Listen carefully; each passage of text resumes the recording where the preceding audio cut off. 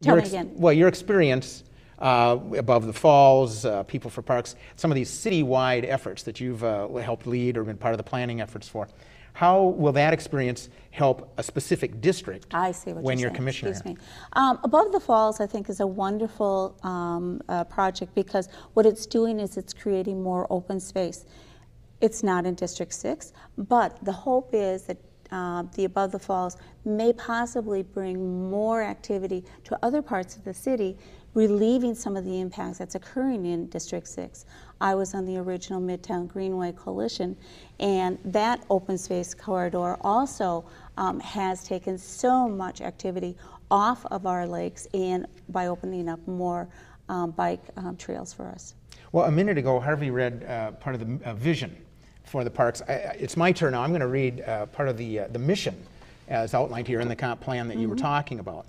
And I find this fascinating. I'd love it if each of you might comment briefly on this. The Minneapolis Park and Recreation Board exists to provide places and recreation opportunities for all people to gather, celebrate, contemplate, and engage in activities that promote health, well-being, community, and the environment.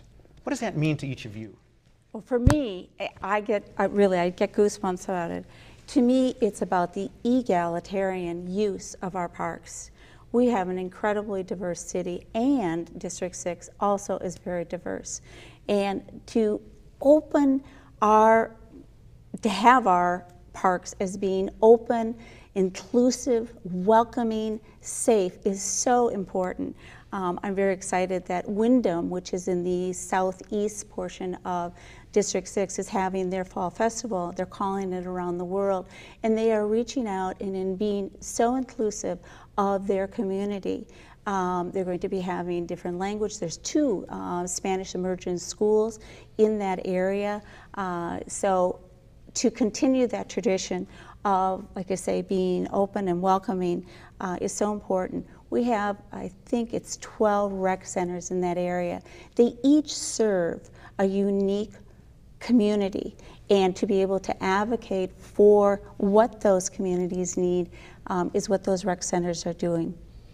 I can assure you, as I traveled around the city in my 20 years, that I found each neighborhood to be unique. And one of the beautiful things about working in Minneapolis, which I cherished, is that one size didn't fit all. One policy didn't fit all. You had to understand what the people's needs and interests were in that community before you could do, or that neighborhood, before you could do the right thing for the people.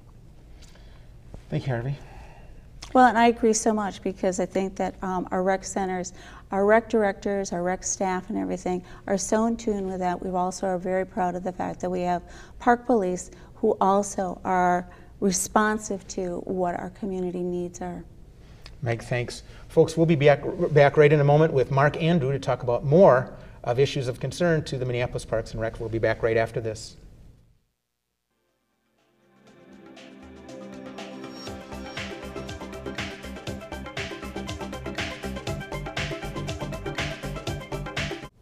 Well, be sure to look for the smart car advertising Meg Forney for Parks. That's fun to see driving around District 6. I want to thank you for watching, and thank very much Minneapolis Television Network for having these candidate talk shows. And I want to thank you, Phil. You've been by my side for many years on Q, etc. I want to thank Mark and Harvey, who are here as guests today. I'm asking for your vote November 3rd.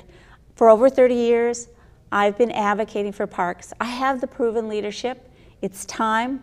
And I want you also to remember that this year we have the opportunity to rank our candidates. So rank Meg as #1, your candidate for District 6 Park Board Commissioner. Thank you.